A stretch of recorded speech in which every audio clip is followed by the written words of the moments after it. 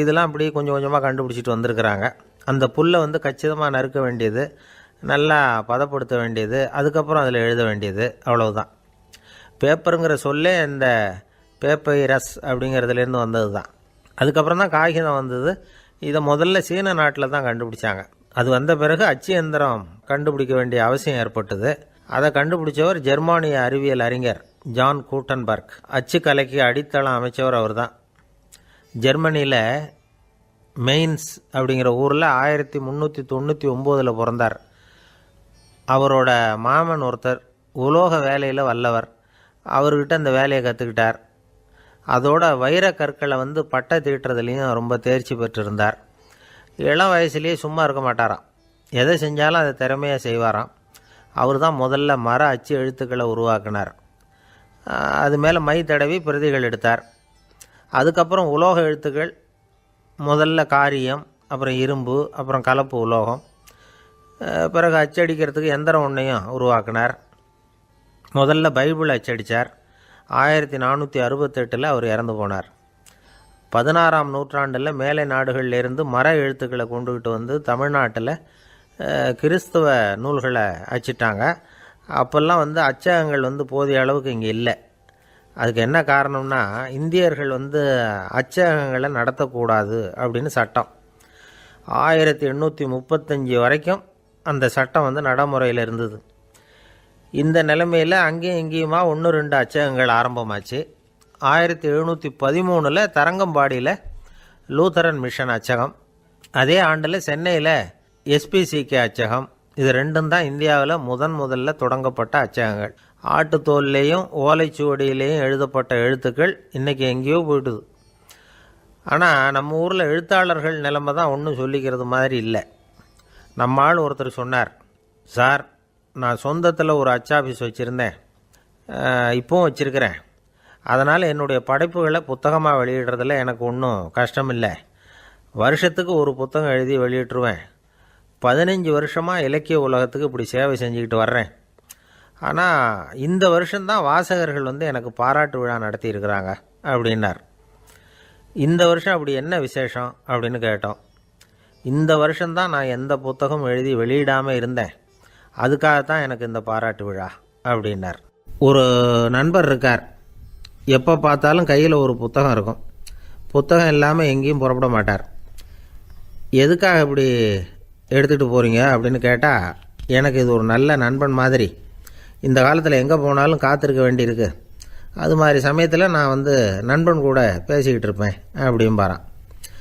ஒருத்தர் ஒரு பெரிய அரச பதவியில் இருந்தார். அவர் பதவியிலேருந்து இறங்க வேண்டிய சூழ்நிலை. அரசு கொடுத்துருந்த வீட்டை விட்டுட்டு வெளியில் வர்றார். வரும்பொழுது 2 கையிலையும் 2 பெட்டியை எடுத்துகிட்டு வந்தாராம். சார், உங்களுடைய உடைமைகள் அப்படின்னு கேட்குறாங்க அங்கே இருந்த ஊழியர்கள். இவர் தன்னுடைய கையில் இருக்கிற பெட்டியை காட்டி, இதுதான் என்னுடைய சொத்து அப்படின்னாராம். ஒரு பெட்டியில் அவருடைய உடைகள், இன்னொரு பெட்டியில் அவர் விரும்பி படிக்கிற புத்தகங்கள். அவ்வளோதான். இதுதான் இருந்துதான். புத்தகம் படிக்கிறது வந்து மனசுக்கு நல்லதுங்கிறது நமக்கு தெரியும். புத்தக வாசிப்பு வந்து உடம்புக்கும் நல்லதுங்கிறாங்க. அது நமக்கு ஆச்சரியமாக தான் இருக்குது. ஒரு நபர் ஒரு வருஷத்தில் சராசரியாக 2000 பக்கங்களை படிச்சிருக்கணுமா, யுனெஸ்கோ பரிந்துரை. ஆனால் நம்ம நாட்டில் நாம் சராசரியாக படிக்கிறது 32 பக்கங்கள். அவ்வளவுதான். இவ்வளவுக்கு நம்ம நாட்டில் 6000க்கும் மேற்பட்ட நாளேடுகள், 2000க்கும் மேற்பட்ட இதழ்கள், மலர்கள், இவ்வளவு இருந்தும் சரியாக வரல. இந்த உலகத்தில் முதல் நூலகம் எங்கே எப்போ ஆரம்பமாச்சு தெரியுமா? கிமு 2500ஆம் ஆண்டில் அது ஆரம்பமாயிருக்குது. பாபிலோனியாவில் அமில் அணு அப்படிங்கிற அரசன் தான் நூலகத்தை உருவாக்கி இருக்கிறான். அப்போல்லாம் தாள் கிடையாது, களிமண் தான். களிமண் பலகைகளில் வந்து எழுதி அது தொகுத்து அப்படியே நூலாக்கி அதை நூலகத்தில் வச்சுருப்பாங்களாம். அரசருடைய நூலகத்தில் 1000க்கும் மேற்பட்ட நூல்கள் இருந்ததாக வரலாற்று குறிப்பு இருக்குது. அது மட்டும் இல்லை, அந்த நூலகத்தில் வந்து பொருள் வாரியாக, அதாவது சப்ஜெக்ட் வாரியாக புத்தகங்களை வந்து வகைப்படுத்தி வச்சுருந்தாங்களாம். அதில் மிச்சம் இருந்த ஒரு 25 களிமண் பலகை புத்தகங்கள் இன்றைக்கும் பிரிட்டிஷ் அருங்காட்சியகத்தில் இருக்குதான். அச்சு தாள் இதெல்லாம் ஏற்பட்டதுக்கப்புறம் அமைக்கப்பட்டது தான் பிரான்சில் இருக்கக்கூடிய பாரிஸ் நூலகம். 1480 பிரெஞ்சு மன்னர் 11ஆம் லூயி இந்த நூலகத்தை அமைச்சாராம். ஆனால் அப்போல்லாம் அரசர்கள் மட்டும்தான் நூலகத்தை பயன்படுத்த முடியுமா. அதுக்கப்புறம் 17ஆம் நூற்றாண்டில் இந்த முறை மாறி பொதுமக்கள் அங்கே போகலாம், படிக்கலாம் அப்படிங்கிற நிலைமை வந்து தான் போட்லியன் நூலகம் அப்படின்னு அதுக்கு பேர், பாரிஸ் நகரத்தில் இருக்குது. அங்கே தான் நூல்களின் பட்டியல் தயாரிப்பு பணி ஆரம்பமாச்சு. கல்வி வளர்ச்சியையும் நூலகத்தையும் இணைச்சவர் வந்து நெப்போலியன் போனபார்ட். முன்பணம் செலுத்தி புத்தகத்தை படிக்கிற முறையையும் அவர் தான் கொண்டுகிட்டு வந்தாராம். மக்கள்கிட்ட வசூலிக்கிற வரியின் ஒரு பகுதியை நூலகத்துக்கு பயன்படுத்தினவரும் அவர் தானா. நெப்போலியன் நூலகத்தில் உலகத்தில் உள்ள எல்லா மொழி நூல்களும் இருக்குதான். அங்கே ஒரு தமிழ் நூலும் இருந்திருக்குது. அது என்னென்னா கம்பராமாயணம். சோவியத் யூனியனுக்கு படையெடுத்து போனப்போ அங்கேருந்து லட்சக்கணக்கான புத்தகங்களை இந்த பனிச்சறுக்கு வாகனங்கள் இருக்குல்ல, அதில் கொண்டுகிட்டு வந்ததாக வரலாறு. அடுத்தபடியாக குறிப்பிட்டு சொல்லத்தக்க நூலகம் எதுன்னா பிரிட்டிஷ் நூலகம். மிக பழைய கையெழுத்து பிரதியெல்லாம் கூட அங்கே இருக்குது. 1753 ஆரம்பமாச்சு.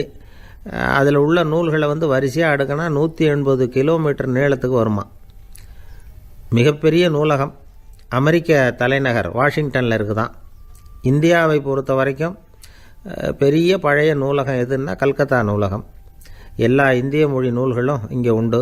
மகாகவி பாரதியார் நடத்தின இந்தியாங்கிற இதழின் எல்லா பிரதிகளும் அங்கே பாதுகாப்பாக இருக்குது. படிக்கும் பழக்கம் வந்து இங்கே வளர வேண்டியிருக்குது. ஒருத்தர்கிட்ட ஒரு புஸ்தகத்தை கொடுத்து விமர்சனம் எழுத சொல்லியிருந்தாங்க. கொஞ்ச நாள் கழித்து அவரை போய் பார்த்து, என்னங்க புஸ்தகத்தை படித்து பார்த்தீங்களா அப்படின்னு கேட்டாங்களாம். இதுக்கு அவர் சொல்லியிருக்கிறார், இன்னும் நான் படித்து பார்க்கலிங்க, இப்போ தானே விமர்சனமே எழுதி முடிச்சிருக்கிறேன், இனிமேல் தான் படிக்கணும் அப்படின்னாராம். ஒருத்தர் அவசரமாக போய்கிட்டு இருந்தார். எங்கே போய்கிட்டு இருக்கீங்க அப்படின்னு கேட்டார் ஒரு பெரியவர். கடைக்கு போகிறேன் சார், சாமான் வாங்கிறதுக்கு அப்படின்னார். அங்கே போகிறதுக்கு முன்னாடி தெரிஞ்சிக்க வேண்டியதெல்லாம் தெரிஞ்சுக்கிட்டீங்களா அப்படின்னு கேட்டார் பெரியவர். கடைக்கு போய் காசை கொடுத்து ஒரு பொருளை வாங்கிட்டு வரப்போகிறோம், இதில் தெரிஞ்சிக்க வேண்டியது என்ன இருக்குது அப்படின்னார் அலட்சியமாக. இப்போ அந்த பெரியவர் பேச ஆரம்பித்தார். இந்த உலகத்தில் எந்த ஒரு செயலில் இறங்குறப்பவும் நாம் நல்லா ஆலோசனை பண்ண வேண்டிய விஷயம் 5 அப்படின்னார். உதாரணமாக, ஒருத்தன் கடைக்கு போய் ஏதோ ஒரு பொருளை வாங்கிட்டு வர போகிறான்னு வச்சுக்கங்களேன். அப்போ கூட அவன் வந்து 5 விஷயங்களை பற்றி தெரிஞ்சுக்க வேண்டியிருக்குது அப்படிங்கிறார் அவர். முதல்ல அந்த பொருள் எப்படிப்பட்டது அப்படிங்கிறத தெரிஞ்சுக்கணும். ரெண்டாவதாக தன்னை பற்றியும் தெரிஞ்சுக்கணும். அப்போ தான் அந்த பொருள் தனக்கு தேவையா இல்லையா அப்படிங்கிறத புரிஞ்சுக்க முடியும். மூணாவதாக தெரிஞ்சுக்க வேண்டியது ஒன்று இருக்குது. அது என்னென்னா, அந்த பொருளை அடையிறதுக்கு வழி என்ன அப்படிங்கிறத தெரிஞ்சுக்கணும். அதாவது எவ்வளவு பணம் கொடுத்தா அது கிடைக்கும், இது மாதிரியான விஷயங்கள். நாலாவதாக அந்த பொருளை அடையிறது மூலமாக நாம் அடையக்கூடிய பயன் என்ன அப்படிங்கிறதையும் உணரணும்.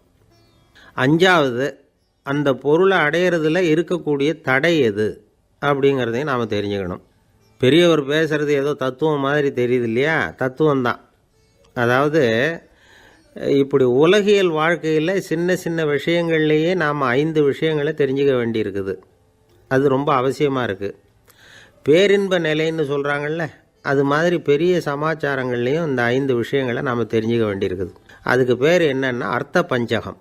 வைணவ சமயத்தில் அர்த்த பஞ்சகம்ங்கிறது ரொம்ப பெரிய விஷயம். கடைக்கு போகிறது மாதிரி கடவுளை பார்க்க போகிறப்பவும் நாம் 5 விஷயங்களை தெரிஞ்சுக்கணுமா. முதல்ல பரம்பொருள் அப்படிங்கிறது என்ன, அதோட தன்மைகள் என்ன, இதை தெரிஞ்சுக்கணும்.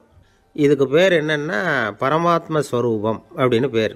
ரெண்டாவது, நாம் யார், நம்மோட தன்மை என்ன அப்படிங்கிறத தெரிஞ்சுக்கணும். நான் யாருன்னு எனக்கே தெரியலங்கிறப்போ இதை நான் சொல்கிறேன்னு இது என்னுடையதுன்னு சொல்கிறது தப்பு தானே. அப்புறம் மூணாவது விஷயம், பரம்பொருளை நாம் அடையிறதுக்கு வழி எது, இதை தெரிஞ்சுக்கணும். இது வந்து உபாய ஸ்வரூபம் அப்படின்னு பேர். நாலாவது விஷயம், நாம் அடைய வேண்டிய பயன்கள் என்ன அப்படிங்கிறத தெரிஞ்சுக்கிறது. இதுக்கு புருஷார்த்தம் அப்படின்னு பேர். அஞ்சாவது, அந்த பயனை வந்து அடைய விடாமல் தடுக்கிற தடைகள் யாவை அப்படிங்கிறத தெரிஞ்சுக்கிறது. இது வந்து விரோதி ஸ்வரூபம். இதைத்தான் தடையியல் அப்படின்னு சொல்கிறாங்க. அதாவது பரமாத்மாவை பற்றிய அறிவு, ஜீவாத்மாவை பற்றிய அறிவு, உபாயம் பற்றிய அறிவு, புருஷார்த்தம் பற்றிய அறிவு, இந்த 4 அறிவுக்கும் எதிரடையாக, அதாவது அதையெல்லாம் தப்பாக புரிஞ்சுக்கிறதால உண்டாகக்கூடிய அறிவு விரோதி ஸ்வரூபம். என்ன இது தகவலில் ஏதாவது கதை சொல்லுவீங்கன்னு பார்த்தா ஏதோ தத்துவம் பேசிக்கிட்டு இருக்கிறீங்களே அப்படின்னு நினைக்கலாம். இதுவும் தெரிஞ்சிக்க வேண்டிய ஒரு பெரிய விஷயந்தான். காதில் போட்டு வச்சா எப்போவாவது உபயோகப்படும். என்னுடைய நண்பர் ஒருத்தர் ஒரு நாள் என்கிட்ட சொன்னார், சார், அடுத்த மாதம் தஞ்சாவூரில் ஒரு கல்யாணம், போகிறதா வேண்டாமா அப்படின்னு ஒரே குழப்பமாக இருக்குது அப்படின்னார். நான் உடனே இந்த அர்த்த பஞ்சக உபதேசம் பண்ண ஆரம்பித்தேன். அவர் எல்லாத்தையும் பொறுமையாக கேட்டுவிட்டு, சரி சார், நான் போகிறதுன்னு முடிவு பண்ணிவிட்டேன்னார். எப்படி இந்த முடிவுக்கு வந்தீங்க அப்படின்னு கேட்டேன். அவர் சொன்னார், சார், அந்த 2வது பாயிண்ட் ஒன்று சொன்னீங்களே, அதை புரிஞ்சுக்கிட்டதுக்கு அப்புறம்தான் இந்த முடிவுக்கு வந்தேன் அப்படின்னார். என்ன 2வது பாயிண்ட்டுன்னு? அதாவது தன்னை பற்றி புரிஞ்சுக்கணும் அப்படின்னு சொன்னீங்க. உடனே என்னை பற்றி புரிஞ்சுக்கிட்டேன். நான் யாருங்கிறது எனக்கு தெரிஞ்சுது. உடனே போகிறது தான் நல்லதுன்னு முடிவு பண்ணிவிட்டேன்னார். நீங்கள் யாருன்னு கேட்டேன். நான் தான் சார் அந்த கல்யாணத்தில் தாலி கட்ட வேண்டிய மாப்பிள்ளை அப்படின்னார். அந்த காலத்தில் அண்ணாமலை ரெட்டியார்னு ஒருத்தர் இருந்தார். அவர் வெங்கனூர் அப்படிங்கிற கிராமத்தில் இருந்தார். அங்கேருந்து விருத்தாசலம் கோவிலுக்கு தவறாமல் போயிட்டு வந்துக்கிட்டு இருந்தார். இடையில் வெள்ளாறு. அதில் ஒரு சமயம் வெள்ளம் வந்துட்டுது. இவரால் போக முடியல. அதோட விளைவு வெங்கனூர்லேயே ஒரு கோவில் கட்டணும் அப்படின்னு முடிவு பண்ணார், சிவாலயம். அந்த சமயத்தில் வடநாட்டில் பஞ்சம். அதனால் அங்கேருந்த பல சிற்பிகள் தென்னாட்டை நோக்கி வர ஆரம்பித்தாங்க. அவங்க வெங்கனூர் வழியாக வர்றது தெரிஞ்சதும் இவர் போய் பார்த்தார். இங்கே ஒரு கோவில் கட்டணும், அதுக்கு நீங்கள் உதவணும்னார். பஞ்ச காலத்தில் இப்படி ஒரு வாய்ப்பு கிடைச்சதில் அவங்களுக்கும் ரொம்ப மகிழ்ச்சி. உற்சாகத்தோடு ஒத்துக்கிட்டாங்க. ஆலய திருப்பணி ஆரம்பமாச்சு. அவங்களுக்கு வேண்டிய எல்லா வசதிகளையும் இவர் செஞ்சு கொடுத்தார். அவங்களுக்கு எந்த குறையும் இல்லாமல் பார்த்துக்கிட்டார். அது மட்டும் இல்லை, ஒவ்வொரு நாளும் அங்கே வருவார். உங்களுக்கு என்ன வேணும், எது வேணும்னு கேட்பார். ஏதாவது குறை இருந்தால் சொல்லுவாங்க, உடனே தீர்த்து வைப்பார். இவரும் கேட்பார், எந்த குறையாக இருந்தாலும் என்கிட்ட சொல்லுங்க அப்படின்னு சொல்லுவார். அதை தவிர இவராகவே கவனித்தும் அவங்களுக்கு என்னென்ன தேவைங்கிறத கண்டுபிடிச்சி அதையெல்லாம் கொடுத்துக்கிட்டு இருப்பார். என்ன தேவைன்னாலும் அதை நிறைவேற்றி வச்சுருவார். அந்த சிற்பிகளின் தலைவன் ஒருத்தன், அந்த ஆளுக்கு வெத்தலை பாக்கு போடுறது பழக்கம். இதை தெரிஞ்சுக்கிட்டு அதுக்காகவே ஒரு ஆளை ஏற்பாடு பண்ணார். வேணுங்கிறப்போலாம் நீ வெத்தலை சிவல் மடித்து கொடுக்க வேண்டியது உன் வேலை அப்படின்னு ஒருத்தனை ஏற்பாடு பண்ணிட்டார். இப்படியெல்லாம் செஞ்சதும் அவங்களுக்கும் ரொம்ப உற்சாகம். ரொம்ப பொறுப்பாக சிற்ப வேலைகளை செஞ்சுக்கிட்டு இருக்கிறாங்க. ஒரு நாள் என்னாச்சு தெரியுமா? அந்த சிற்பிகளின் தலைவன் ரொம்ப நுணுக்கமாக ஒரு வேலையை செஞ்சுக்கிட்டு இருக்கிறான். சாரம் போட்டு அது மேலே படுத்துக்கிட்டு அண்ணாந்து பார்த்து உச்சியில் நுணுக்கமான சிற்பங்களை உருவாக்கிக்கிட்டு இருக்கான். சிற்பியின் கவனம் செதறப்படாதுங்கிறதுனால இவர் மெதுவாக சத்தம் போடாமல் கிட்ட போய் நின்று அதை கவனிச்சிக்கிட்டு இருக்கிறார். அந்த சிற்பி வழக்கம் போல் வெத்தலை பாக்குக்காக இடது கையை கீழே நீட்டினான். அந்த சமயம் பார்த்து அவருக்கு தாம்பூலம் கொடுக்குறவன் அங்கே இல்லை, எங்கேயோ போயிருக்கிறான். அண்ணாமலை ரெட்டியார் என்ன பண்ணார் தெரியுமா? தனக்காக கொடுக்கப்பட்ட தாம்பூலத்தை வாங்கி சிற்பியின் கையில் கொடுக்குறார். அவன் வாங்கி போட்டுக்கிட்டான். இது என்ன இன்னைக்கு வெத்தலை சீவல் வேறு மாதிரி இருக்குது, வாசனை தாம்பூலமாக இருக்குது அப்படின்னு யோசனை பண்ணிவிட்டு கீழே திரும்பி பார்க்குறார். பார்த்தா ரெட்டியார் மறுபடியும் சிற்பி கை நீட்டும் பொழுது கொடுக்கறதுக்காக தாம்பூலத்தை மடித்து வாங்கி வச்சுக்கிட்டு தயாராக நிற்கிறார். சிற்பிக்கு அதிர்ச்சி. உடனே பொத்துன்னு கீழே குதிச்சான். ஐயா, என்ன இது நீங்களா அப்படின்னா. இவர் சொன்னார், நான் ஒன்றும் தப்பு பண்ணலையே, உன்னுடைய கை புண்ணியம் செஞ்ச கை, கோயில் கட்டுற கை, அந்த கைக்கு தாம்பூலம் கொடுக்கறதுல என்ன தப்பு அப்படின்னாராம். ஏற்கனவே பஞ்சத்தில் அடிபட்டு வந்த எங்களை நீங்கள் ஆதரித்ததே பெரிய விஷயம்.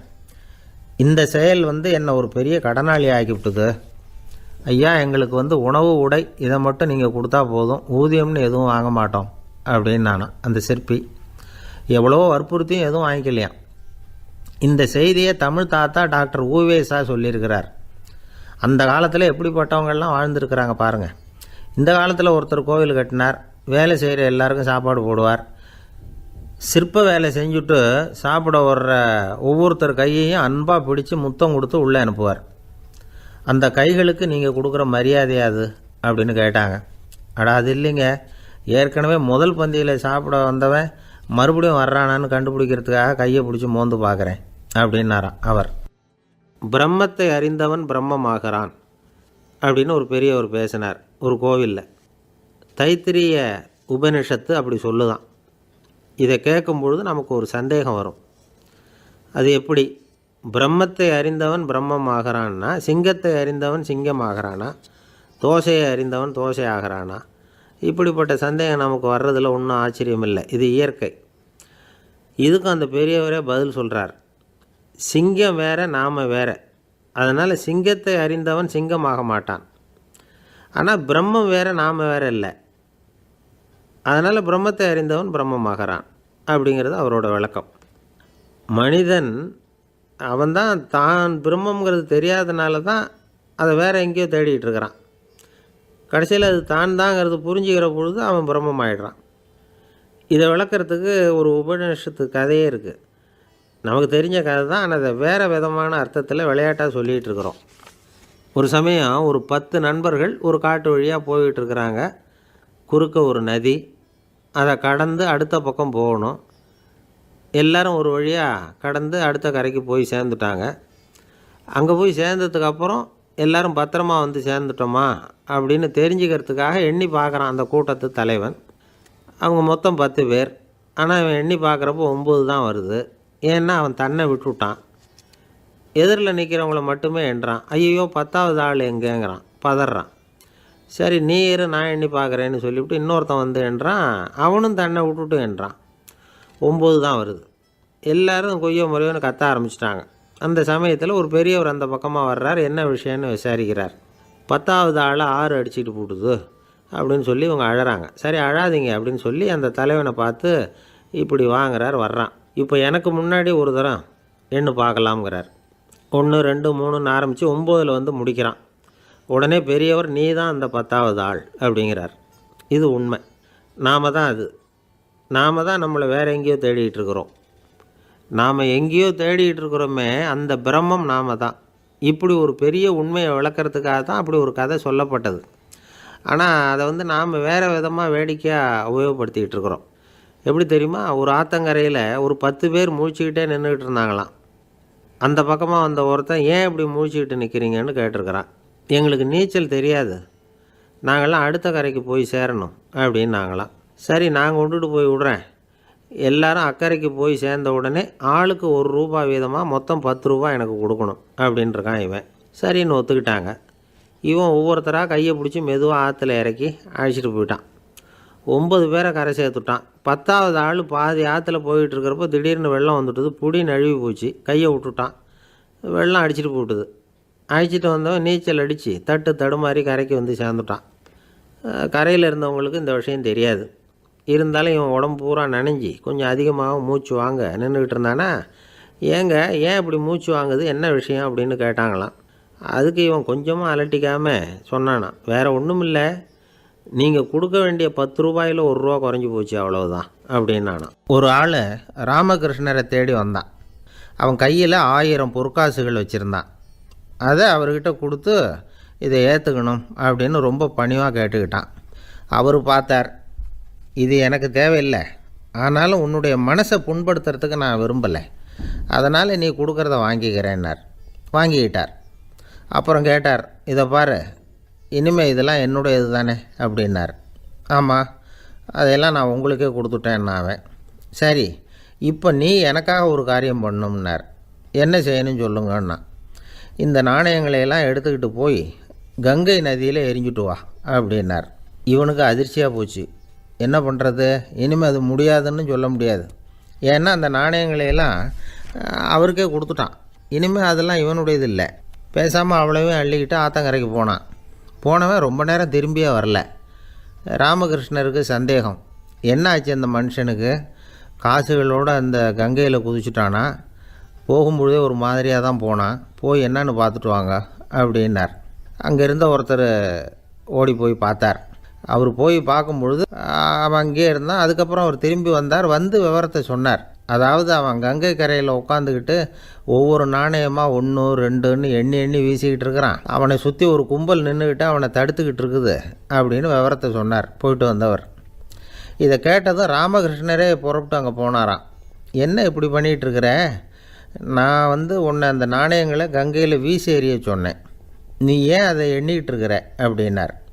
பழக்கம்தான் காரணம், நான் ஒவ்வொரு நாளும் ஒவ்வொன்றா சேமித்து வச்சேன். இன்றைக்கி என்கிட்ட நிறைய இருக்குது, உங்களுக்கு ஒரு 1000 நாணயங்களை கொடுக்கணுங்கிறது என்னோடய ஆசை அப்படின்னா. இப்போ ராமகிருஷ்ணர் சொன்னார், ஒரே நேரத்தில் எல்லாத்தையும் சம்பாதிச்சிருந்தா நீ எண்ணுறது பொருத்தமாக இருக்கும். எல்லாத்தையும் இழக்கும்போது ஒவ்வொன்றா எண்ணிக்கிட்டு இழக்கிறதுங்கிறது சரியான செயல் இல்லை. அதனால் ஒரே தடவையாக எல்லாத்தையும் தூக்கி எறிஞ்சிடும் அப்படின்னார். இது இழப்பது அப்படிங்கிற ஒரு உயர்ந்த நிலை. இதை நாம் யதார்த்த வாழ்க்கையில் சம்மந்தப்படுத்தி பார்த்து குழப்பிக்கிட்டு இருக்கக்கூடாது. இழக்கிறேன்னு சொல்லிக்கிட்டு இருக்கிற காசையெல்லாம் ஆற்றுலையும் குளத்துலையும் கொண்டு போய் எரிஞ்சிட்டு வாங்க அப்படின்னு உபதேசம் பண்ணுறதாக யாரும் நினச்சிடக்கூடாது.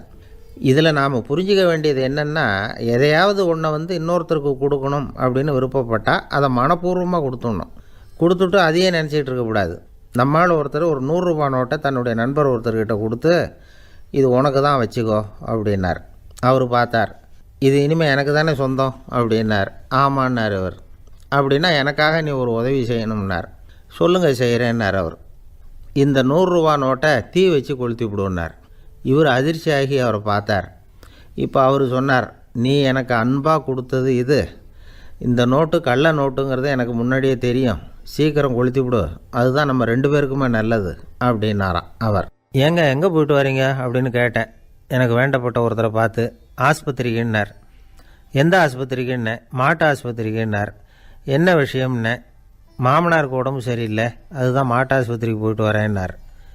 அட பாவி, அதுக்கு அந்த ஆஸ்பத்திரிக்காக போவாங்க அப்படின்னு ஆச்சரியமா. அட அது இல்லைப்பா, முதல்ல எங்கள் குடும்ப டாக்டர் தான் தேடிக்கிட்டு போனேன். அவர் அந்த நேரத்தில் அவர் வளர்க்குற நாய்க்குட்டிக்கு உடம்பு சரியில்லைன்னு சொல்லி அதை தூக்கிக்கிட்டு மாட்டு ஆஸ்பத்திரிக்கு போயிட்டாராம் சொன்னாங்க. அதனால் அங்கே போய் அவரை சந்தித்து விஷயத்தை சொல்லிவிட்டு வர்றேன்னார்.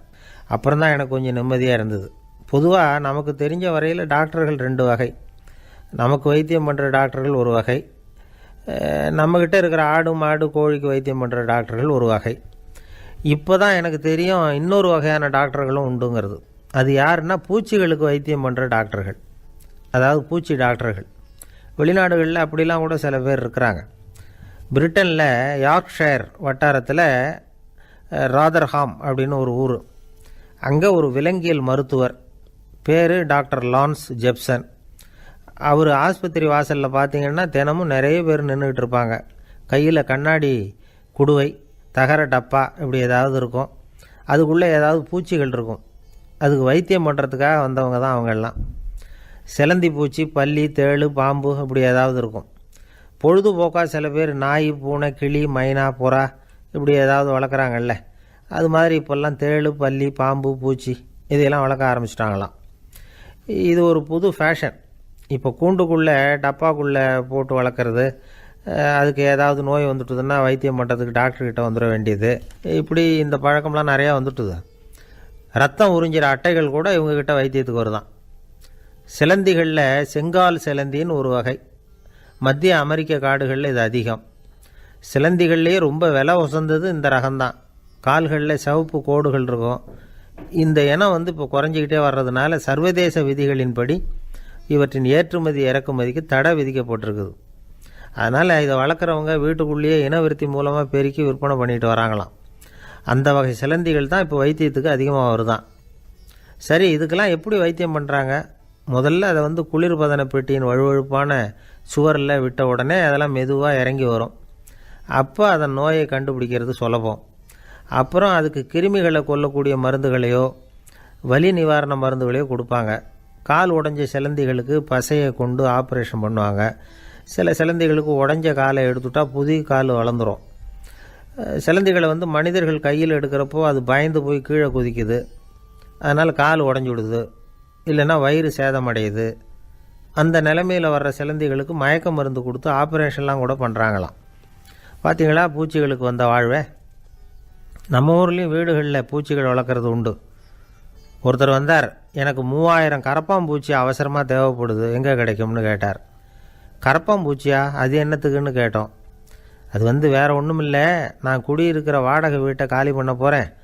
வீட்டு சொந்தக்காரர் என்ன சொல்கிறாருன்னா, இந்த வீட்டுக்கு நான் குடி வந்தப்போ எப்படி இருந்ததோ அதே நிலைமையில் விட்டுட்டு போகணும்னு வீட்டுக்காரர் சொல்லியிருக்கிறார், அதனால தான் கேட்டேன் அப்படின்னார். ஒரு தந்தை தன்னோட பிள்ளைய ரொம்ப தைரியசாலியாக வளர்க்கணும்னு ஆசைப்பட்டார். அதுக்காக அவனை கூப்பிட்டு உட்கார வச்சு இப்படி உபதேசம் பண்ணார். இதை பாருப்பா, நான் உன்னாட்டம் இருக்கிறப்போலாம் எதுக்கும் பயப்பட மாட்டேன், ரொம்ப துணிச்சலாக இருப்பேன். ஒரு நாள் ஒரு அப்பாவி எலியை ஒரு பூனை துரத்திட்டு ஓடிச்சு. நான் உடனே என்ன செஞ்சேன் தெரியுமா? அந்த பூனையை பிடிச்சேன், அது வாலில் ஒரு பட்டாசு சரத்தை கட்டினேன், கொளுத்தி விட்டேன், படபடன்னு வெடிக்க ஆரம்பிச்சுட்டுது. அது துள்ளிக்கிட்டு அங்கேயும் இங்கேயும் ஓடி இருக்கு பாரு ஓட்டம், ரொம்ப தமாஷு அப்படின்னார் அப்பா. இப்படி சொல்லிவிட்டு பையனை பார்த்து, இதை கேட்குறதுக்கு உனக்கும் துணிச்சல் வருதா? நான் என்னுடைய செயலை நீ கேட்குறப்போ உனக்கு துணிச்சல் வருதா அப்படின்னு கேட்டார். வருதுன்னு நான் பையன். எப்படின்னா அப்படிங்கிற விவரத்தையும் சொன்னான் அவன். அதாவது எலியை விரட்டினத்துக்காக பூனை வாலில் பட்டாசு கொளுத்துனீங்க நீங்கள், பூனையை விரட்டினத்துக்காக உங்கள் கழுத்தில் பட்டாசு சரத்தை மாட்டினா என்னென்னு தோணுது எனக்கு அப்படின்னா பையனோட துணிச்சல் அப்பாவே நடுங்க. மன உளைச்சல், அதாவது ஸ்ட்ரெஸ் அப்படின்னு சொல்கிறோமே, அதுக்கு அடிப்படையான சில காரணங்கள் உண்டு. அதாவது மிகையாக திட்டமிடுதல் அப்படிங்கிறதும் ஒரு முக்கியமான காரணம். நடைமுறை சாத்தியம் என்னங்கிறத மனசில் வச்சுக்கிட்டு எந்த திட்டத்தையும் தீட்டணும், அப்போ தான் அது சரியாக வரும். ரெண்டாவது காரணம் என்ன தெரியுமா? ஒரே நேரத்தில் பல்வேறு செயல்களில் ஈடுபடுறது. தொலைபேசியில் பேசிக்கிட்டே கையில் இருக்கிற கடிதத்தை படிச்சுக்கிட்டே எதிரில் உட்காந்துக்கிட்டு இருக்கிறவருக்கும் அப்பப்போ பதில் சொல்லிக்கிட்டு மனசில் பல்வேறு சிந்தனைகளை அப்படியே ஓட விட்டுக்கிட்டு இருக்கிறது, இதுவும் மன அழுத்தத்தை உண்டாக்குது. மூணாவது காரணம், எதிலேயும் வெற்றி மட்டும் எதிர்பார்க்குற ஒருதலைப்பட்சமான ஆர்வம். நாம் தொட்டதெல்லாம் வெற்றியாகவே முடியணும் அப்படின்னு எதிர்பார்க்குறவங்க ஏதாவது ஒன்றில் தோல்வியை கண்டால் தோண்டு போயிடுறாங்க. எப்படியும் முடியலாம்ங்கிற எண்ணம் ஏற்கனவே நமக்குள்ளே இருந்துட்டுதுன்னா அந்த அவஸ்தை வராது. அதனால் அதுவும் நம்ம வளர்த்து கொள்ள வேண்டிய ஒரு குணம். மன உளைச்சல் ஏற்படுறதுக்கு இன்னொரு காரணம், எதையும் வேகமாக செஞ்சுடணும் அப்படிங்கிற துடிப்பு. அந்த துடிப்பே மனசை அழுத்த ஆரம்பிச்சிடும்.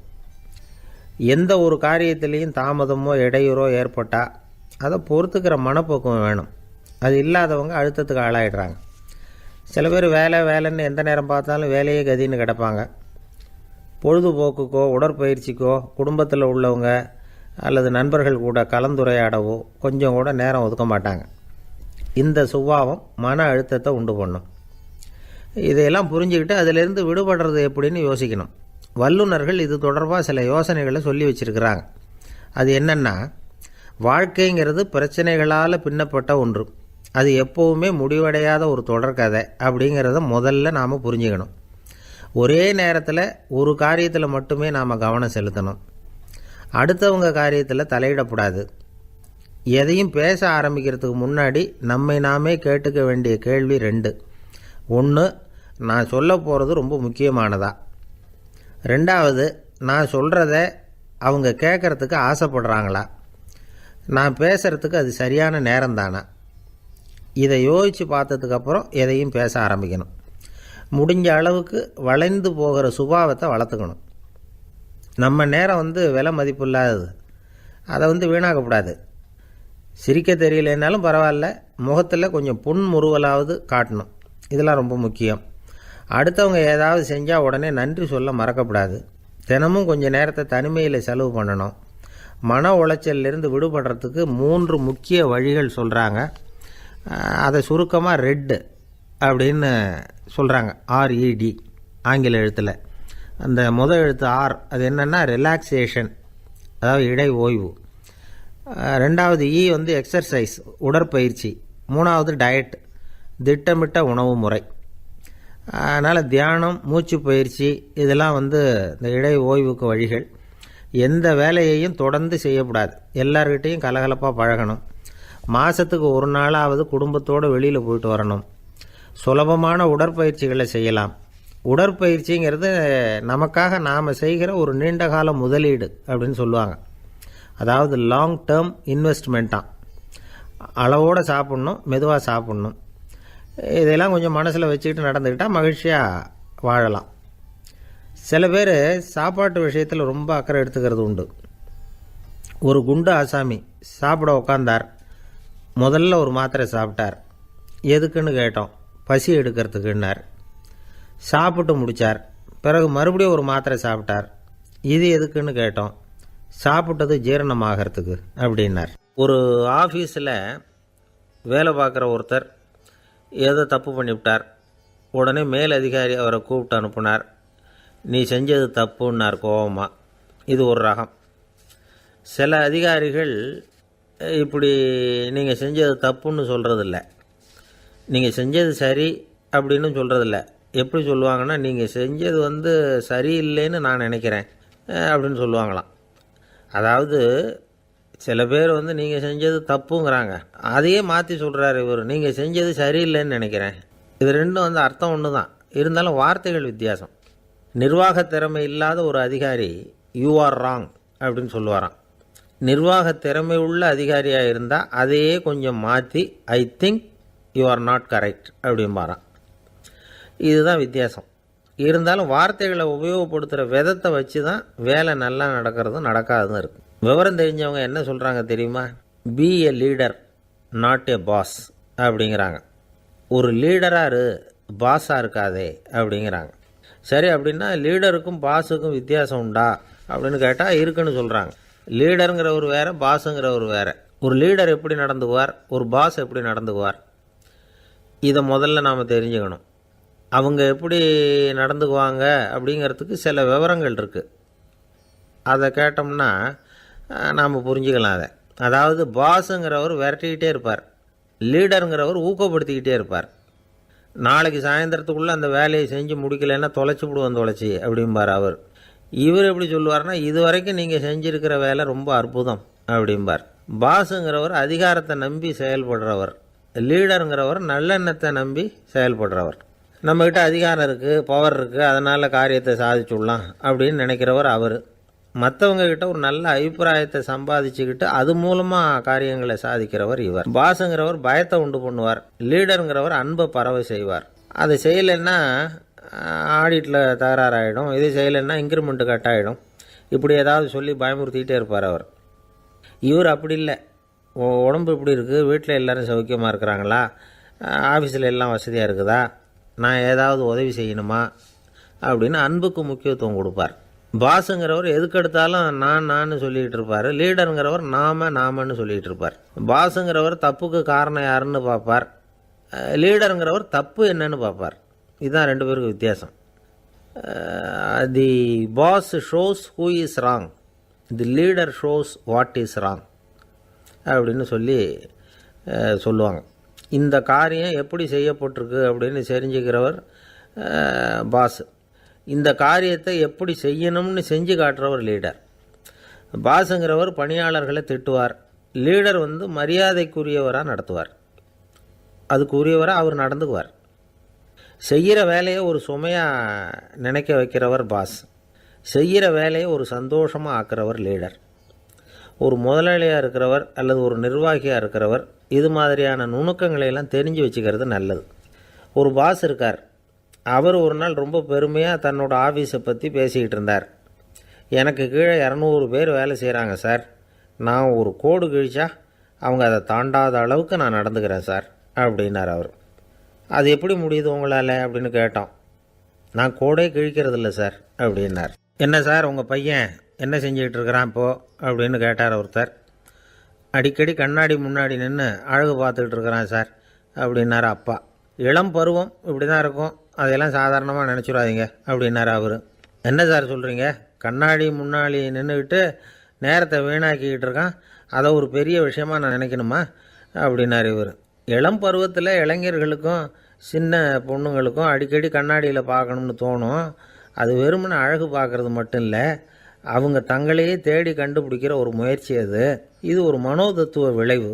இது வரைக்கும் சின்ன பிள்ளையாக இருந்துட்டோம், இனிமேல் நாமளும் மற்றவங்க மாதிரி மனிதர்கள் தான் அப்படிங்கிற உணர்வு அவங்களுக்கு வருது. தங்களோட முகம் எப்படி இருக்குது, அழகு எப்படி இருக்குது, உடம்பு நேரம் எப்படி இருக்குது, முடி எப்படி இருக்குது அப்படிங்கிறதையெல்லாம் கண்டுபிடிக்கிறாங்க. அதுக்கப்புறம் இன்னொரு ஆணோ பொண்ணோ தன்னை கவனிக்கணும் அப்படின்னு நினைக்கிறாங்க. இதெல்லாம் ஹஸ்ரத் அலி அவர்கள் அறிவு தான் செல்வத்தை விட சிறந்தது அப்படிங்கிறதுக்கு 10 காரணங்களை சுட்டி காட்டியிருக்கார். அந்த அறிஞர் 10 பேர் கேட்ட ஒரே கேள்விக்கு 10 பதில் சொன்னார். நமக்கு வேண்டிய ஒருத்தர் 10 பேர் கேட்ட கேள்விக்கு ஒரே பதில் சொல்லி சமாளித்தார். கேள்வி என்ன தெரியுமா, என்கிட்ட வாங்கின கடனை எப்போயா திருப்பி கொடுக்க போகிற? இதுதான் அந்த 10 பேரும் கேட்ட ஒரே கேள்வி. இந்த மாதம் 26ஆம் தேதி தந்துடுறேன் அப்படிங்கிற ஒரே பதில் சொல்லி அவ்வளவு பேரையும் இவர் அனுப்பி வச்சுட்டாராம். அந்த 2 பாம்போட வாலையும் ஒன்றா சேர்த்து முடிச்சு போட்டுட்டேன், அவ்வளவுதான். அது அங்கே இழுக்க இது இங்கே இழுக்க முடிச்சு நல்லா எருகி போட்டுது அப்படின்றான். ஆஹா அற்புதம்னு சொல்லி எல்லாரும் கை தட்டினாங்களாம். அடுத்தபடியா 3வது ஆள் ஒருத்தன் வந்தான். அவன் சொல்ல ஆரம்பிச்சான், மன்னா நான் போன பாதையில குறுக்க ஒரு ஆறு, அதுல இறங்கி குளிச்சேன், யாரோ காலை பிடிச்சி இழுக்கிறது மாதிரி இருந்தது. திரும்பி பார்த்தா ஒரு பெரிய முதலை. நான் உடனே அப்படியே ஒரு துள்ளல் துள்ளி அது முதுகில் போய் உட்காந்துக்கிட்டேன். அதை அப்படியே கரைக்கு நீந்த வச்சேன். கரைக்கு சேர்ந்ததும் அப்படியே ஒரே துள்ளி குதிச்சு கரைக்கு வந்துட்டேன் அப்படின்றான். அவன் தன்னுடைய வீரத்தை அப்படி சொல்லியிருக்கான். அடடா எப்பேற்பட்ட வீரம் அப்படின்னு எல்லாரும் கை தட்டினாங்களாம். 4வது ஆள் எழுந்திரிச்சான். மண்ணா, நான் போன இடத்துல ஒரு கரடி வந்து என்னை துரத்த ஆரம்பிச்சுட்டுது. நான் ஒரு மலை உச்சிக்கு வந்துட்டேன். அதுக்கப்புறம் ஒரு அடி எடுத்து வச்சாலும் அதில் பாதாளத்தில் விழ வேண்டியது தான். அந்த நேரம் பார்த்து ஒரு பெரிய ராட்சச கழுகு அந்த பக்கமாக பறந்து வந்தது. நான் உடனே அப்படியே உயர எழும்பி அந்த கழுகோட காலை பிடிச்சிக்கிட்டேன். அப்படியே தொங்கிக்கிட்டே வந்தேன். ஒரு நல்ல இடம் வந்தது, தொப்புன்னு கீழே குதிச்சு நடந்து வந்துட்டேன். இதுக்கும் எல்லாரும் கை தட்டுறாங்க. கடைசியாக ஒரு ஆள் எழுந்திரிச்சான். அரசே, நான் வந்து போன வழியில் ஒரு பெரிய யானை குறுக்க வந்தது. பயங்கரமாக சத்தம் போட்டுக்கிட்டே வந்தது. நான் பயந்து ஓடலை. உடனே என்ன பண்ணேன் தெரியுமா? அந்த யானையோட வாலை பிடிச்சி தூக்கினேன். தலைக்கு மேலே தூக்கி கரன்னு சுற்றினேன். வேகமாக சுற்றி வீசி எறிஞ்சேன். அவ்வளவுதான். அதே ஸ்பீடில் அந்த யானை மேலே போக ஆரம்பிச்சுட்டுது.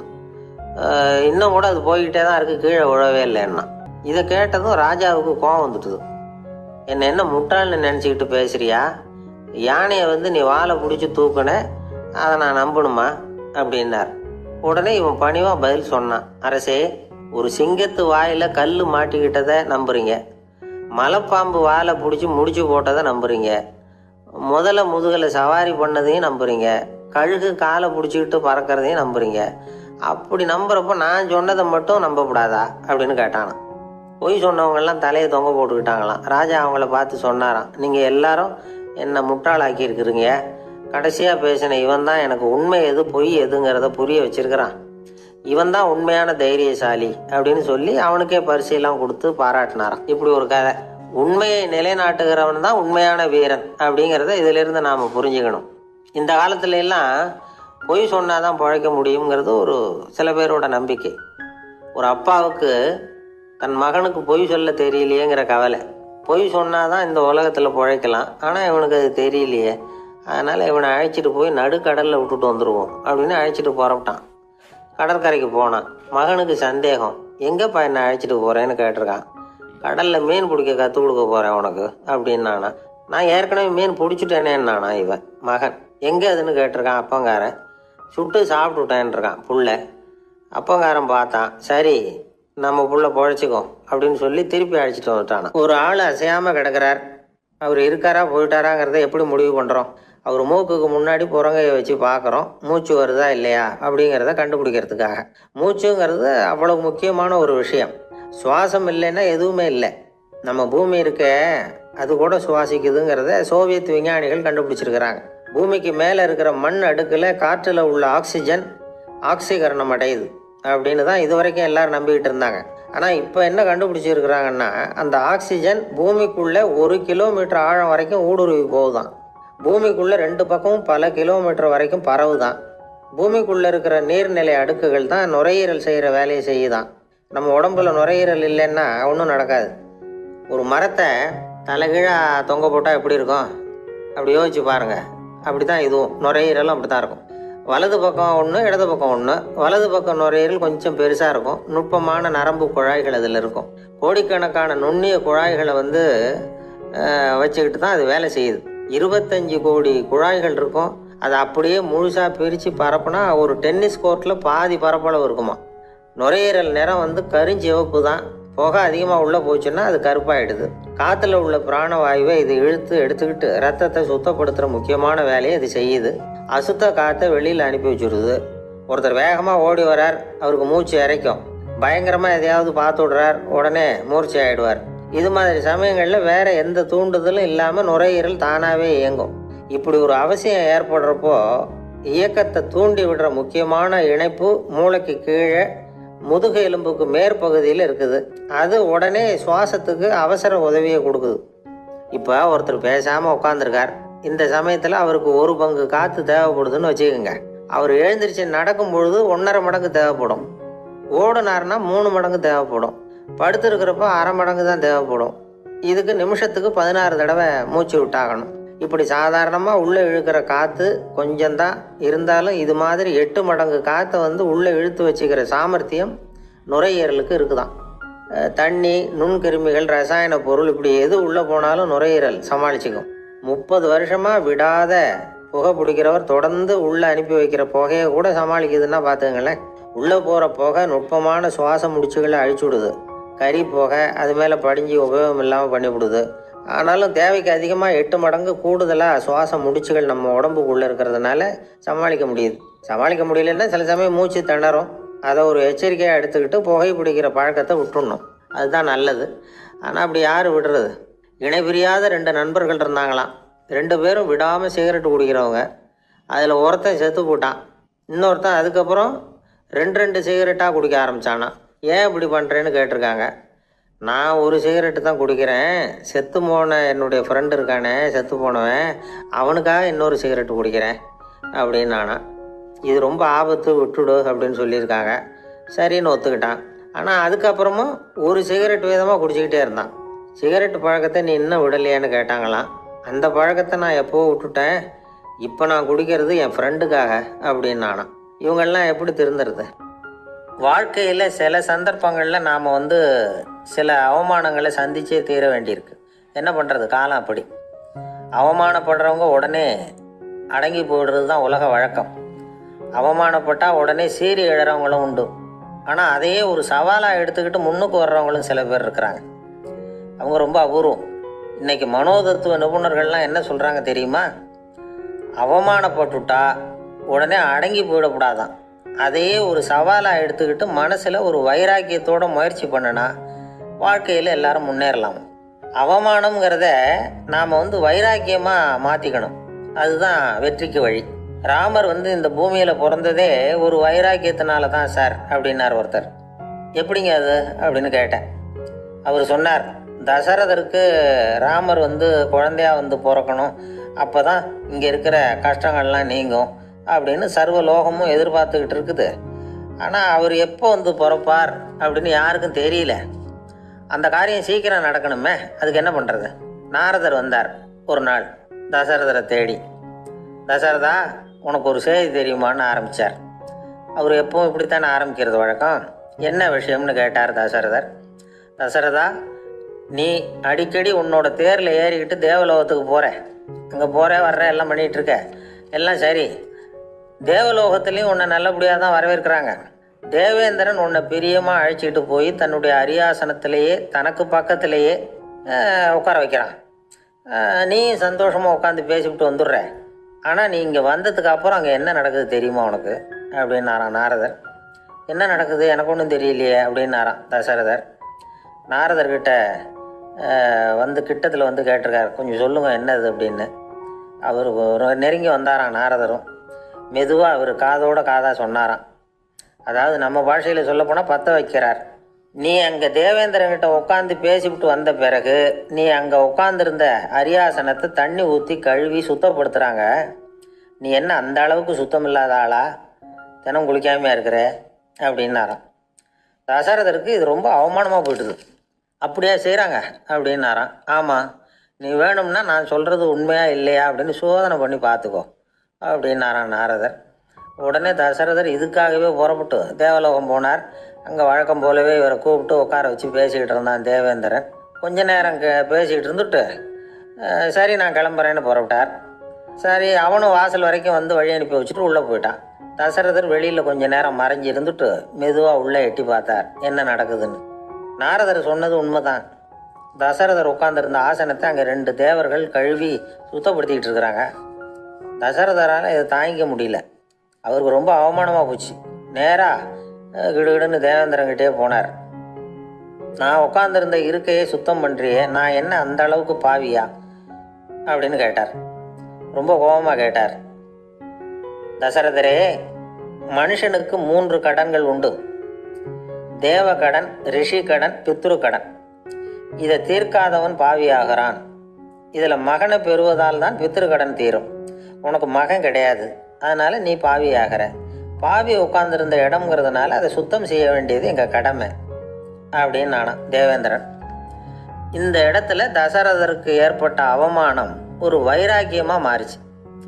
தேவேந்திரனே கேட்டுக்கோ, ஒரு மகனை பெற்ற பிறகு தான் இந்த சபையில் மறுபடியும் அடி எடுத்து வைப்பேன் அப்படின்னு சொல்லிவிட்டு போயிட்டாரான். போய் புத்திர காமேஷ் யாகம் பண்ணார். புத்திரர்கள் பிறந்தார்கள். இந்த கதையில் உள்ள கருத்து என்னன்னா, தேவேந்திரன் தசரதரை அப்படி அவமானப்படுத்தலைன்னா அவருக்கு இப்படி ஒரு வைராக்கியம் பிறந்திருக்குமா? யோசிச்சு பார்க்கணும். நமக்கு ஏற்படுகிற சில அவமானங்களையும் வைராக்கியமாக மாற்றிக்குவோம். அப்படி மாற்றிக்கிட்டோம்னா வாழ்க்கையில் வந்து முன்னேறலாம். நம்ம ஆளுங்க சில பேர் அவமானத்தை வந்து வைராக்கியமாக மாற்றிக்கிறது எப்படி தெரியுமா? நம்மக்கிட்ட ஒரு பையன் சொன்னான், எங்கள் அப்பா என்னை எல்லாருக்கும் முன்னாடி வச்சு திட்டிவிட்டார், பொறுப்பு இல்லாமல் ஊர் சுற்றுறேன்னு சொல்லி அவமானப்படுத்தி விட்டார். இனிமேல் நீ என் முகத்திலேயே முழிக்காதரா போடான்னு வேற சொல்லிவிட்டார். எனக்கு ரோஷம் வந்துட்டுது. அந்த அவமானத்தை வைராக்கியமாக மாற்றிக்கிட்டேன். அன்னையிலேருந்து அவர் முகத்திலேயே முழிக்கிறது இல்லை அப்படின்னா. அப்படியான்னு கேட்டோம். ஆமாங்க, அவர் வீட்டில் இல்லாத நேரமாக பார்த்து உள்ளே சமையல் கட்டுக்கு போய் சாப்பிட்டுட்டு நைஸாக வெளியில் வந்துடுவேன் அப்படிங்கிறான் அவன். ஜவஹர்லால் நேரு பிரதமராக இருந்த சமயம் அவர் ஒரு தடவை சென்னைக்கு வந்திருக்கிறார். இங்கே சில முக்கிய நிகழ்ச்சிகளில் கலந்துக்கிறதுக்காக வந்திருந்தார். ஆளுநர் மாளிகையில் ஒரு நாள் ராத்திரி தங்கி மறுநாள் புதுடெல்லி புறப்படுறதாக ஏற்பாடு. நிகழ்ச்சியிலெல்லாம் முடிச்சுக்கிட்டு ஆளுநர் மாளிகையில் தங்கி இருக்கிறார். அன்றைக்கு இரவு படிக்கிறதுக்கு ஒரு முக்கியமான புத்தகம் அவருக்கு தேவைப்பட்டது.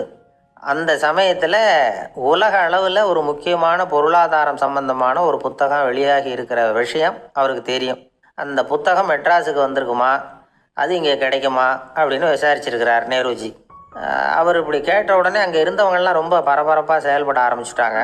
முக்கியமான இடங்கள்ல எல்லாம் விசாரிச்சிருக்கிறாங்க அந்த புத்தகம் உங்ககிட்ட இருக்கான்னு.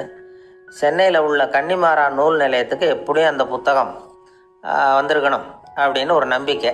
அங்கே விசாரித்தாங்க. அந்த புத்தகம் 2 நாளைக்கு முன்னாடி தான் அங்கே வந்திருக்குது அப்படிங்கிற விஷயம் தெரிஞ்சுது. உடனே எல்லோரும் அங்கே ஓடினாங்க. அவங்களுக்கு இன்னொரு சந்தேகம், புத்தகம் வந்திருக்கு சரி, அது இந்த சமயத்தில் வேறு யாரும் படிக்கிறதுக்கு எடுத்துகிட்டு போயிருக்கக்கூடாதே அப்படிங்கிற சந்தேகம் இருந்தாலும் மனசுக்குள்ளே ஒரு தைரியம். இப்படி ஒரு புத்தகம் வெளிவந்திருக்கிற விஷயமே நேருஜி சொல்லி தான் நமக்கே தெரியும். அதுவும் இல்லாமல் உலக பொருளாதார சம்பந்தமான ஏதோ ஒரு புத்தகம் அது. அதை போய் இந்த நேரத்தில் அவ்வளவு ஆர்வமாக யார் எடுத்துகிட்டு போயிட போகிறாங்க அப்படிங்கிற தைரியம். இந்த தைரியத்தோடு அந்த நூல் நிலையத்துக்கு ஓடினாங்க. புத்தகத்தை தேடுனா அது கிடைக்கல. யாரோ எடுத்துகிட்டு போயிருக்கிறாங்க. நேருவுக்கு மட்டுமே தெரிஞ்சிருந்த அந்த புத்தகம் பற்றின விஷயம் சென்னையில் வேற ஒருத்தருக்கும் தெரிஞ்சிருக்குது. உடனே எல்லாரும் பரபரப்பாக அந்த அதுக்குன்னு இருக்கிற ரிஜிஸ்டர் இருக்குல்ல, பதிவேடு, அதை புரட்டி பார்க்குறாங்க யார் எடுத்துகிட்டு போகிறாங்கன்னு தெரிஞ்சுக்கிறதுக்காக. எடுத்துகிட்டு போனவங்க அதில் கையெழுத்து போட்டிருப்பாங்கல்ல, அதை பார்த்து யாருன்னு தெரிஞ்சுக்கலாம் அப்படிங்கிறதுக்காக தான் அதை புரட்டுறாங்க. அதோ அந்த புத்தகத்தோட பேர் பக்கத்தில் அதை எடுத்துக்கிட்டு போனவங்க கையெழுத்து உத்து பார்க்குறாங்க எல்லாரும். அதில் போட்டிருக்குது பேர் CN அண்ணாதுரை அப்படின்னு எழுதியிருந்தது. அவர் தான் பேரறிஞர் அண்ணா. நேரு படிக்க விரும்பின ஒரு புத்தகத்தை அதே நேரம் படிக்க விரும்பின இன்னொரு தலைவர் இவர். படிக்கிறதுல அவருக்கு இருந்த ஆர்வத்தை நாம் தெரிஞ்சுக்கணும்னா அதுக்கு எவ்வளவோ சம்பவங்கள் இருக்குது. கடைசி காலத்தில் அவர் அடையாறு மருத்துவமனையில் படுத்திருக்கிறார். அவருக்கு ஒரு முக்கியமான அறுவை சிகிச்சை செய்ய வேண்டியிருக்குது அவசரமாக. அமெரிக்காவிலேருந்து டாக்டர் மில்லர் வந்திருக்கிறார். அவர்கிட்ட கேட்குறார், டாக்டர் நாளைக்கே அறுவை சிகிச்சை செய்ய போகிறீங்களா அப்படின்னு. ஆமாங்கிறார் டாக்டர் மில்லர். நாளைக்கு மறுநாள் செஞ்சுக்கிறேனே அப்படின்னாரான் அண்ணா. ஏன் ஏதாவது நாள் பார்க்குறீங்களான்னு கேட்டிருக்கார். இல்லை, ஒரு புத்தகத்தை படிச்சுக்கிட்டு இருக்கிறேன், அதை நாளைக்குள்ளே முடிச்சிருவேன், அதுக்கப்புறம் நான் இறந்தாலும் கவலை இல்லை அப்படின்னாரான் இவர். அவர் தான் அறிஞர் அண்ணா. சங்ககால நூல்கள்லேருந்து சமீபத்தில் வந்த நூல்கள் வரைக்கும் எல்லாம் அவர் படிச்சிருக்கிறார். ஒரு திருமண விழாவில் அவர் பேசும்பொழுது சொன்ன விஷயம் இது. சங்க காலத்தில் காதலியை மணக்க விரும்புகிறவனுக்கு அவனுடைய தந்தை வீர சோதனைகள்லாம் வைப்பார். போய் புலிப்பல் கொண்டுக்கிட்டு வா, அப்போ தான் என் பொண்ணை கொடுப்பேன் அப்படின்னு சொல்லுவார். காதலன் உடனே காட்டுக்கு போவான், ஒரு புலியை கொன்று அதனுடைய பல்லை கொண்டுக்கிட்டு வருவான். அதை வீர பதக்கத்தில் பதிச்சு அவனுக்கு மாமனார் சூட்டுவார் கல்யாண சமயத்தில். இப்போலாம் காதலன் கிட்ட அப்படி சொல்ல முடியாது. இப்போலாம் காதலன் கிட்ட காட்டுக்கு போய் புலிப்பல் கொண்டுக்கிட்டு வான்னு யாராவது சொன்னால் புலி தான் மாப்பிள்ளையாக வந்து சேரும் அப்படின்னார். ஒரு கடைக்கு போனேன், 5 ரூபா பணத்தை எடுத்து கொடுத்தேன். ஒரு தினசரி பத்திரிகையை கேட்டேன். அவர் உடனே அங்கே அடுக்கி வச்சுருந்த பத்திரிகையில் ஒன்று எடுத்து என் கையில் கொடுத்தார். வாங்கிக்கிட்டேன். மீதி பணத்தை எடுத்தார். அதையும் என் கையில் கொடுக்கணும்ல, கொடுக்கல. எதிரில் இருந்த பலகையில் வச்சு எடுத்துக்க சொன்னார். எப்போவும் அவர் அப்படி தான் பண்ணுவார். நானும் எடுத்துக்கிட்டு வந்துடுவேன். இவர் ஏன் இப்படி பண்ணுறாருங்கிறது எனக்கு ரொம்ப நாளாக ஒரு சந்தேகம். ஒரு நாள் அவர்கிட்டயே இதை கேட்டுவிட்டேன். ஏங்க, நீங்கள் உங்கள் கடைக்கு வந்து பொருள்கள் வாங்குறவங்களுக்கு நீங்கள் பாக்கி சில்லறையை கொடுக்குறப்போ பலகையில் வச்சு விட்றீங்க, கையில் கொடுக்க மாட்டேங்கிறீங்களே, ஏன் அப்படின்னு கேட்டேன். காசை கையில் கொடுத்தா நம்மக்கிட்ட இருக்கிற லட்சுமி போயிடுவா சார் அப்படின்னார். அதாவது பணம் செலவாயிடும் அப்படின்னு அர்த்தமா. இன்னொரு நண்பர் அவர் ஒரு நாள் வழக்கத்துக்கு மாறாக ரொம்ப சோகமாக உட்காந்துருக்கிறார். ஏங்க என்னாச்சு, ஏன் இப்படி கப்பலே கவிழ்ந்தது மாதிரி உட்காந்துருக்குறீங்க அப்படின்னு கேட்டேன். கப்பலே கவிழ்ந்திருந்தா கூட நான் இப்படி கவலைப்பட மாட்டேன் சார், வேற ஒன்று நடந்து போச்சுன்னார். என்னன்னு கேட்டேன். என் உச்சந்தலையில் பள்ளி ஒன்று விழுந்துட்டுதுன்னார். அதுக்காகவா இப்படி அப்படின்னு ஆச்சரியப்பட்டேன். ஆமாங்க, பள்ளி உச்சந்தலையில் விழுந்தா பலன் என்னன்னு பஞ்சாங்கத்தில் பார்த்தேன், மரணம்னு போட்டிருக்கு அப்படின்னு சொல்லிவிட்டு அவர் தொடர்ந்து கவலைப்பட ஆரம்பிச்சிட்டார். இப்படியும் ஒருத்தர், என் கூட வேலை பார்க்குற ஒருத்தர் எப்படி தெரியுமா, தினமும் வலது காலை வச்சு தான் ஆஃபீஸுக்கு உள்ளே நுழைவார். என்னைக்காவது தவறுதலாக இடது காலை வச்சு உள்ளே வந்துட்டார்னா அன்னைக்கு பூரா மனசு சங்கடப்படுவார், எந்த வேலையும் சரியாக ஓடாது.